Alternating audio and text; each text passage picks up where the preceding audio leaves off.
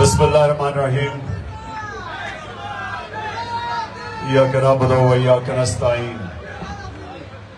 میں آج آپ سب کو یہاں خوش آمدید کہتا ہوں میری افطاری پہ۔ میں پیر ماجد صاحب آپ کی اور آپ کی ٹیم کو سب کو آپ کو بھی خوش آمدید کہتا ہوں۔ ہمارا یہ جو افطاریوں کا مقصد، یہ کیا، اس کے پیچھے کیا ہے؟ ایک تو آپ سب یہاں آئیں، افطاری کریں، آپ سب کو مجھے موقع بھی ملتا ہے دیکھنے کا، ملنے کا، کیونکہ اتنا آسان نہیں ہوتا ہے میرے لیے باہر نکلنا اور لوگوں سے ملنے کا۔ اب آرام سے سننا میری بات، چپ کر کے سنیے۔ میرا کوشش یہ ہے کہ آپ سب کو میں آپ کی تربیت کروں، کیونکہ آپ میرے کارکن ہیں، اور میں جو چاہتا ہوں کہ میرے کارکن سب لیڈر بن جائیں، یا آپ سب لیڈر بن جائیں۔ اور میں آپ کی تربیت ایسے کرتا ہوں کہ آپ کو سمجھاؤں لیڈر ہوتا کیا ہے، اور آپ یہ سارے جتنے بھی یہاں لوگ بیٹھے، آپ وہ لوگ ہیں اللہ جن کو کہتے ہیں میری سب سے عظیم مخلوق، اشرف المخلوقات، وہ مخلوق جس کے سامنے اللہ نے فرشتوں کو حکم کیا کہ ان کے ساتھ اس انسان کے سامنے جھکو، اور پھر جب ابلیس نے کہا کہ میں آگ کا ہوں اور یہ مٹی کا، میں نہیں جھکتا، تو اللہ نے فرشتوں کو کہا کہ تمہیں بھی نہیں پتا میں نے کتنی صلاحیت دی ہے اس آدم کو، اور ہم سب کو بھی نہیں، زیادہ تر ہم لوگوں کو پتہ ہی نہیں چلتا کہ اللہ نے ہمیں کتنی صلاحیتیں دی، ہماری زندگی نکل جاتی کیونکہ ہمیں پتہ ہی نہیں چلتا۔ تو جو آپ کو سمجھنا ہے اسلام کا، یہ جو اسلام جو میرے نبی صلی اللہ علیہ وسلم جنہوں نے قرآن کی گواہی دی اور ہمارے لیے وہ کتاب لے کے آئے جو ہمیشہ کے لیے ہمیں اس راستے پر لگانے کے لیے کتاب ہے، جس کے لیے آپ دعا مانگتے ہیں کہ اللہ، نماز جب پڑھتے ہیں کہ اللہ اس راستے پہ لگا جس راستے پہ تو نے نعمتیں بخشی انسانوں کو، یا وہ راستہ مانگ۔ 5 وقت کی نماز پہ صرف آپ ایک چیز مانگتے ہیں اللہ سے، وہ راستہ مانگتے ہیں آپ، اور وہ راستہ نہیں جو تباہی کا راستہ ہے۔ یاد رکھیں کہ ہمارے عام طور پہ لوگوں کو یہ نہیں پتا نماز میں وہ مانگتے کیا اللہ سے۔ 5 وقت کی نماز پڑھتے ہیں، سوچ کچھ اور رہتے ہو اللہ سے توجہ ہوتی نہیں ہے۔ ہم ایسے کرتے ہیں جس طرح کوئی ہم بس ایک پوری کر رہے ہیں، ایک رسم پوری کر رہے ہیں۔ ہم یہ نہیں سمجھ رہے کہ یہ کتنی امپورٹنٹ چیز ہے آپ کے لیے، تو اپنے غور سے سمجھنا ہے۔ جب آپ اللہ سے مانگتے ہیں کہ اللہ ان کے راستے پہ لگا جن کو تو نے نعمتیں بخشی، تو یہ سمجھ جائیں کہ جس کو اللہ نعمتیں بخشتا ہے وہ انسان، اس کی پرواز اوپر چلی جاتی ہے، وہ ایک عظیم انسان بن جاتا ہے۔ جو سب سے زیادہ اللہ نے نعمتیں بخشی تھی وہ آپ سب جانتے ہیں کہ میرے نبی صلی اللہ علیہ وسلم، وہ کیسے کہ کسی انسان کو اتنی عزت نہیں ملی، کسی انسان نے زمین پہ آ کے اتنے کارنامے نہیں کیے جو ایک انسان نے کیے۔ کسی انسانی تاریخ میں کوئی انسان کی اچیومنٹ وہ نہیں ہے جو میرے نبی صلی اللہ علیہ وسلم۔ تو ان کی زندگی، جب اللہ حکم کرتا ہے کہ ان کی زندگی سے سیکھو، ان کی سنت سے، ان کی شریعت سے، ان کے راستے سے، تو اللہ اصل میں تمہیں کہہ رہا ہے کہ اگر تم نے اوپر جانا ہے، عظیم انسان بننا ہے، تو ان کی زندگی سے سیکھو۔ اصل میں یہ ہے ہمارے نوجوان جو سوچتے ہیں بڑے بڑے خواب، تو وہ پڑھتے ہیں جناب بل گیٹس کیسے اتنا بڑا اس کی کتاب پڑھتے ہیں، اسٹیو جابز، یہ بڑے بڑے کامیاب لوگ ہیں، ان کی کتابیں پڑھتے ہیں کہ ہم بھی سیکھیں کہ وہ کیسے کامیاب ہوئے۔ میں جب اسٹوڈنٹ تھا تو میں کرکٹر بننا تھا تو میں بڑے بڑے کرکٹرز کے ان کی کتابیں پڑھتا تھا کہ وہ کیسے بڑے کھلاڑی بنے. تو اللہ جب آپ کو حکم کرتا ہے کہ ان کی زندگی سے سیکھو تو آپ کو اصل میں کہہ رہا ہے کہ اگر آپ نے عظیم انسان بننا تو ان کی زندگی کے اوپر عمل کرو, سیکھو. تو یہ یاد رکھیں کہ یہ آپ کے بھلے کے لیے ہے. آپ جب نبی صلی اللہ علیہ وسلم کی زندگی سے سیکھتے ہیں, ان کی سنت پہ چلتے ہیں تو آپ اپنا بھلا کرتے ہیں, آپ کی عزت بڑھ جاتی ہے معاشرے پہ, لوگ آپ کی عزت کرنی شروع کرتے ہیں اور آپ کی پرواز اوپر چلی جاتی ہے. اب یہ ہم کیسے, یہ تو میں نے اب بات کر دی, لیکن عملی طور پہ دنیا میں یہ کیا کب ایسا ہوا تھا؟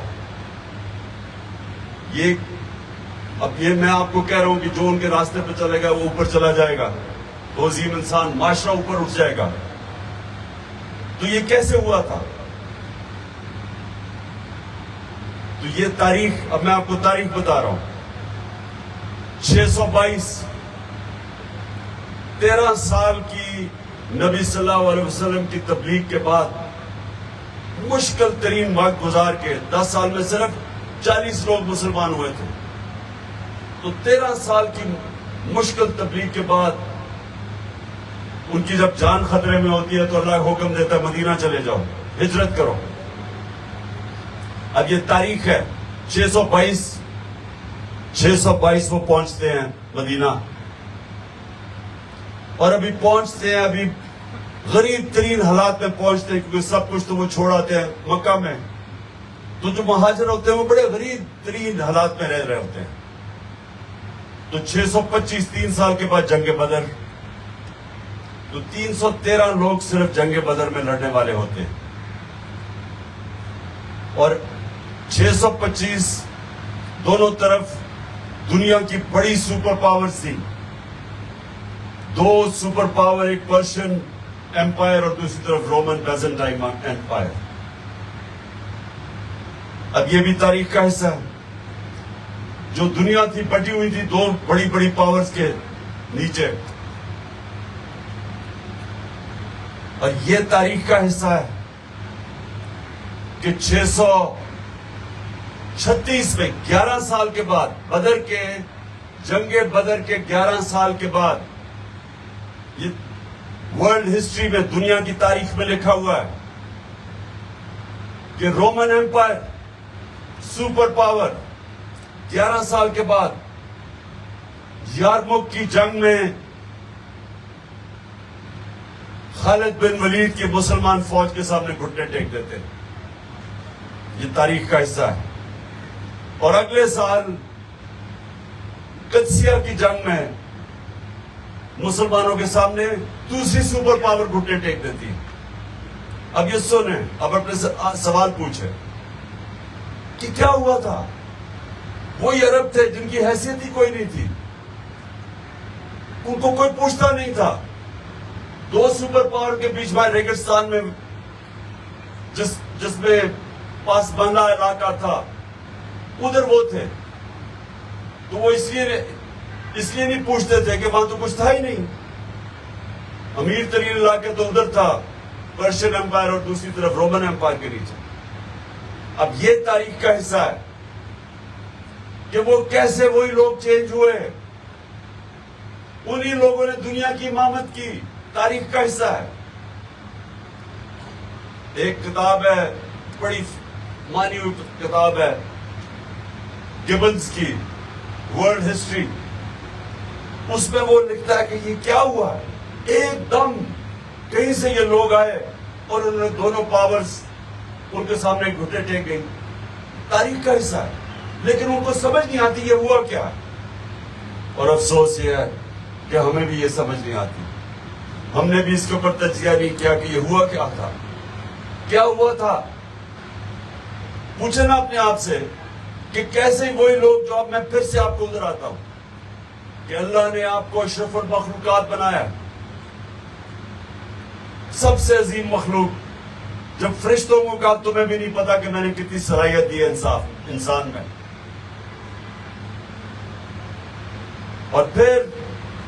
اور اسی کو مولانا رومی جو مجھے بڑی اس کی چیز پسند ہے، وہ کہتا ہے اللہ نے جب تمہیں پر دیے ہیں کیوں زمین پہ چونٹیوں کی طرح رینگ رہے ہو؟ کہ جو پر انسان کو ملتے کیسے؟ اب وہ جو آپ نماز میں 2 راستے مانگتے ہیں، اللہ ان کے راستے پہ لگا جن کو نعمتیں بخشی، وہ نہیں جو تباہی کے راستے پہ چلے گئے۔ تو یہ جو 2 راستے ہیں، ایک ہے آپ کی عظمت کا راستہ، دوسری آپ کی تباہی کا راستہ۔ دوسرے راستے میں باوجود کہ اللہ نے ہمیں پر دیے وہ انسان چونٹیوں کی طرح رینگتا ہے۔ اور جو مشکل راستہ، یہ یاد رکھیں، آپ جو مانگتے ہیں سیدھا راستہ، مشکل راستہ ہے، کیونکہ وہ نبی صلی اللہ علیہ وسلم کا راستہ ہے۔ ان کی زندگی آسان نہیں تھی، مشکلوں آخر تک ایک کے بعد دوسری مشکل آتی تھی ان کی زندگی میں۔ لیکن اللہ نے انسان کو بنایا کیسا ہے کہ جتنی وہ مشکلوں کا سامنا کرتا ہے انسان اور تگڑا ہو جاتا ہے۔ صرف ایک چیز ہے کہ جب تک انسان ہار نہیں مانتا، کوئی ہار اس کو ہرا نہیں سکتی۔ یہ بڑا ضروری ہے آپ کو سمجھنا۔ لیکن ہار وہ نہیں مانتا، خاص طور پہ وہ انسان جس کے اوپر اللہ پہ وہ ایمان رکھتا ہے۔ وہ جب میدان میں نکلتا ہے وہ کہتا ہے اللہ جو بھی میرے پاس سامنے مشکلیں آئیں گی میں اس کا مقابلہ کروں گا، ہار نہیں مانتا۔ تو یہ جو آپ کو سمجھنے کی بات ہے، اوپر جانے کا میں آپ کو بتا رہا ہوں، آپ کی لیڈر آپ کیسے بنیں گے۔ لیڈر آسان راستہ لے کے نہیں بنتا، کیونکہ وہ جب آپ نبی صلی اللہ علیہ وسلم کا راستہ مانگتے ہیں تو آپ تو ان کی زندگی دیکھ رہے، جب سے نبوت ملی اور جب وہ دنیا سے گئے وہ مشکل راستے تھے، وہ ہر وقت ان کو مشکلوں کا سامنا کرنا پڑتا، لیکن مشکلوں نے ان کو طاقت دے دی۔ جب آپ مشکلوں کا سامنا کرتے ہیں آپ اور طاقتور ہو جاتے ہیں۔ اللہ نے آپ کا جسم ایسا بنایا، ہمیں ایسا بنایا انسانوں کو کہ جب ہم آرام کی زندگی گزارتے ہیں، جب ہماری زندگی میں چیلنج کوئی نہیں ہوتا، انسان ایسے ہوتا ہے بوڑھا ہونا شروع ہو جاتا ہے۔ جب انسان کی زندگی میں مشکلات یا چیلنجز ختم ہوتے ہیں وہ بوڑھا ہو جاتا ہے۔ کئی لوگ آپ دیکھیں گے گورنمنٹ سروس میں جاتے ہیں، ریٹائر ہوتے ہیں، جیسے ریٹائر ہوتے ہیں بیچارے ایک دم ضعیف ہو جاتے ہیں۔ جب زندگی میں آپ کا چیلنج ہی ختم ہو جاتا ہے، یا یہ آپ آزما لیں اپنے جسم سے، آپ ایکسرسائز کرنا چھوڑ دیں آپ کا جسم کمزور ہونا شروع ہو جائے گا۔ آزما کے دیکھ لیں، آپ ایکسرسائز کریں، آپ بوڑھے بھی، آپ کی عمر بھی بڑھتی جائے گی اور آپ کو اللہ بوڑھا نہیں کرے گا، کیونکہ آپ نے اپنے جسم کو ایکسرسائز کرتے ہیں۔ اسی طرح جب ذہن ہے، جتنے آپ چیلنجز ذہن کا لیتے رہیں گے اتنا آپ تکڑے ہوتے جائیں گے۔ روزوں کے اوپر ایک ریسرچ میں پڑھ رہا تھا، مغربی ایک اخبار نے ریسرچ لکھی روزوں کے اوپر۔ اس نے کیا کہا؟ اس نے کہا اللہ نے انسان کا جسم ایسا بنایا ہے، جب وہ جسم کو مشکلوں میں ڈالتا ہے تو اللہ نے جسم کے اندر ایک ایسی چیزیں، کیسے کیمیکلز ہیں، وہ آ کے پھر لڑتے ہیں جسم کی حفاظت کرنے کے لیے۔ جب ایک جسم آپ کا، جب آپ کھانا نہیں کھاتے تو جسم کو مشکل میں ڈالتے، آپ ورزش بھی کرتے، کھانا نہیں کھاتے، تو اللہ نے جسم میں ایک ایسے کیمیکلز چھوڑے ہوئے ہیں جو نکل کے پھر لڑتے ہیں جسم کو بچانے کے لیے۔ اللہ نے جسم ایسا بنایا ہے تو وہ جسم کو بچانے کے لیے وہ پھر پوری کوشش کرتے ہیں، اور وہ پھر آپ کی، جس کو کہتے ہیں امیونٹی سسٹم، جو بیماریوں سے روکتا ہے آپ کو، وہ آپ کا امیونٹی سسٹم اور تگڑا کر دیتا ہے۔ تو روزوں کو یہ مغربی اخبار کہہ رہا ہے کہ اس کا فائدہ کیا ہے کہ وہ انسان کا امیونٹی سسٹم بہتر کرتا ہے، یعنی ہمیں بیماریوں سے بچاتا ہے۔ بجائے یہ سمجھے کہ ہم روزہ نہیں رکھیں گے، ہم کب کھانا نہیں کھائیں گے، ہم کمزور نہیں ہوتے، اصل میں جسم اندر سے مضبوط ہو جاتا ہے۔ اسی طرح آپ کا ذہن ہے، جب تک آپ اپنے آپ کو بڑے بڑے چیلنجز دیتے رہیں گے. جس طرح علامہ اقبال نے کہا کہ ستاروں کے آگے جہان اور بھی ہیں, ابھی عشق کے امتحان اور بھی ہیں. مطلب یہ کہ جب آپ ایک مرحلے پہ پہنچتے ہیں تو وہاں رکتے نہیں ہیں, پھر اپنے آپ کو ایک اور چیلنج کرتے ہیں, پھر اور چیلنج کریں, اور انسان اور اوپر جاتا رہتا ہے. میں جب کھلاڑی تھا تو میں ٹیم میں آیا, 18 سال کا تھا, انہوں نے مجھے فیل ہو گیا, ٹیم سے نکال دیا باہر. 4 سال لگے مجھے واپس ٹیم میں آنے میں. سن ایک منٹ, چپ. اس نے کہا کہ مجھے ٹیم سے نکال دیا, مذاق اڑایا میرا. میں واپس آیا, میں نے پھر اپنے آپ کو ٹارگٹ سیٹ کیا کہ میں ٹیم کا سب سے بہتر آل راؤنڈر بنوں گا. 2-3 سال کے بعد بن گیا. پھر میں ایک کچھ سنا نہیں, ابھی میں بات کچھ اور کروں. اس کے بعد میں نے کہا, پھر ایک اور ٹارگٹ سیٹ کیا کہ میں دنیا کا سب سے اچھا آل راؤنڈر بنوں گا. پھر اور محنت کرنی پڑی. وہ ایک چند سالوں کے بعد وہ بھی وقت آیا, میں بن گیا. پھر میں کپتان بن گیا. پھر میں نے کہا میں پاکستان کو دنیا کی ٹاپ ٹیم بناؤں گا. مسلسل اپنے آپ کو چیلنج بڑھاتا گیا, کبھی رکا نہیں کہ ہاں چلو جی اب تو میں بن گیا ہوں, چپ کر کے اب آرام کروں. دنیا میں یہ کوئی چیز نہیں ہے. اگر آپ نے جو اشرف المخلوقات اللہ نے جو آپ کو طاقت دی, اگر وہ اس پہ پہنچ رہے ہیں تو مسلسل اپنے آپ کو چیلنج کرتے رہے. مجھے جب امن کا وقت آ جاتا ہے تو میں اپنے آپ سے پوچھتا ہوں کہ میں کیا غلط کر رہا ہوں, میری زندگی کیوں آسان ہو گئی ہے. میں اپنے سے سوال پوچھتا ہوں, اس کا مطلب میں کوئی غلط کر رہا ہوں کہ میری زندگی آسان ہو گئی.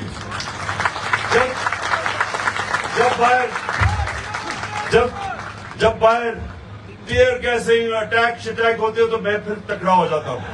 میں کہتا ہوں اب میں کوئی ٹھیک کر رہا ہوں کچھ. میں یہ سمجھتا ہوں کہ ہاں اب میں زندگی میں چیلنجز لے کے آگے بڑھ رہا ہوں. تو آپ نے بھی زندگی سے دیکھیں, کبھی مشکل وقت سے گھبرایا نہیں کرتا مسلمان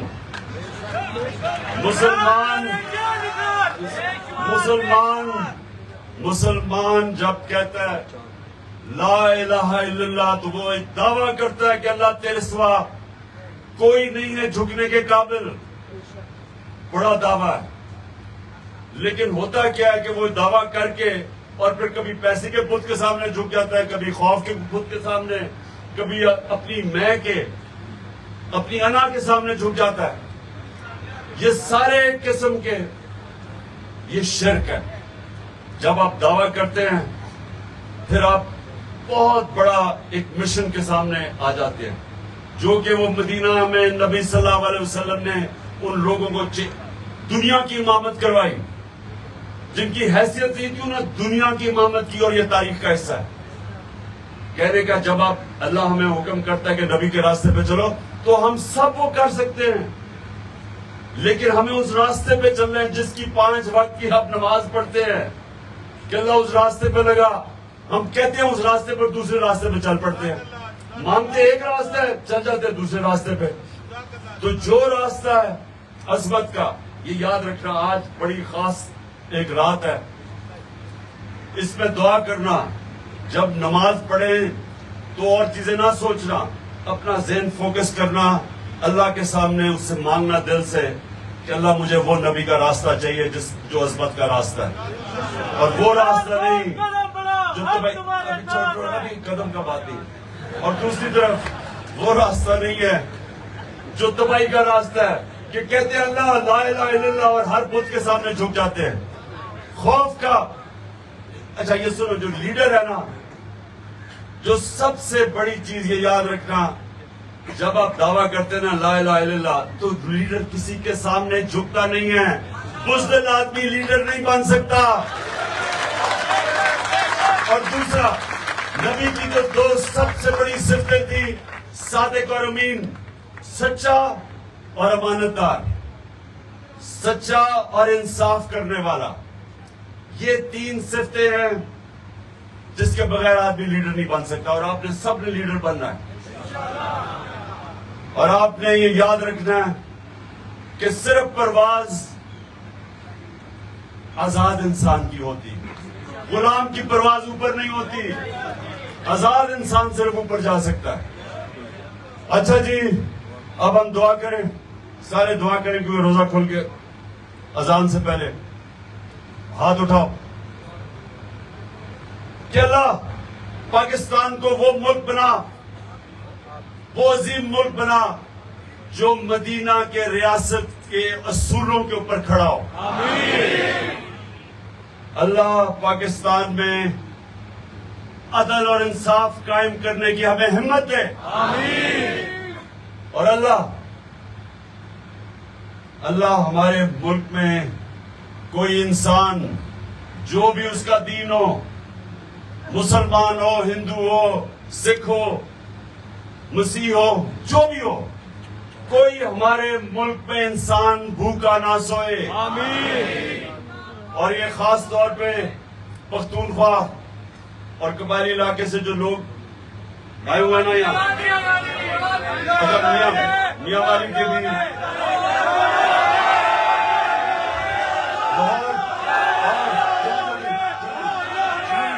جنگ اور میاں والی سارا یہاں آگے، گجرات اور لودرا، آئی ڈی ایف بھی ہے۔ ہاں آئی ڈی ایف کو میں آج خاص طور پہ آج خراج تحسین پیش کرتا ہوں، آئی ڈی ایف کو، ہمارے ڈاکٹرز کو جو آپ نے مشکل وقت میں لوگوں کی مدد کی، ساروں مل کی۔ اور خیبر پیچھے ہے، ہمارا خیبر۔ اچھا سوشل میڈیا ٹیم آپ کو بھی خراج تحسین، یہ پکڑ کے اٹھا رہے ہیں سوشل میڈیا کی ٹیم، فکر نہ کرو، تھوڑی دیر کے بعد ٹھیک ہو جائے گا۔ احمدآباد۔ اچھا جی آخر میں کہ اللہ ہمارے پاکستان کو وہ ملک بنا جو دوسرے ملکوں سے پاکستان میں لوگ نوکریاں ڈھونڈنے آئے۔ آمین۔